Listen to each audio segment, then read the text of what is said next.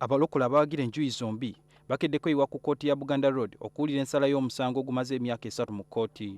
Ku ssaawa 4 omulamuzi Julius Borola ategeeza ng'omusango we gubasinze era ne baweebwa ekibonerezo eky'okusasula buli omu akakadde kamu mu ngasi n'okukola emirimu gya bulungibwansi oba okusibwa emyezi 6 singa balemererwa okutuukiriza ekibonerezo ekibaweereddwa.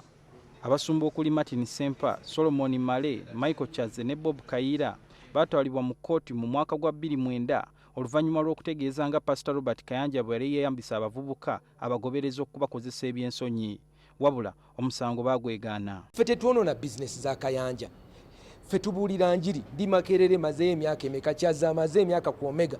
Mu nsala ye omulamuzi Julius Borola ategeezezza nti abasumba bano balina ekigendero eky'okukozesa obukadde 5 okugezaako okusasula abavubuka okuli Musaasizi Robert, Jackson Mutumba ne Mukisa Samson Okono n'erinnya ssaako n'ekitiibwa kya Robert Kayanja.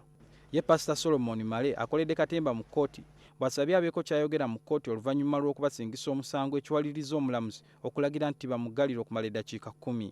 Against us and me is just factor. Okay, let me go to the cells.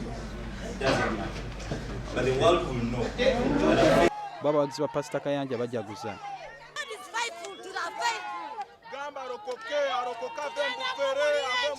But abasumba bategeeza nti si bamativu n'ensala ya kkooti era bagenda kujulira.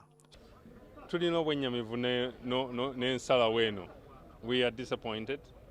Era tugenda kukola appeal. Sohail Mugabi, NTV Akawungezi.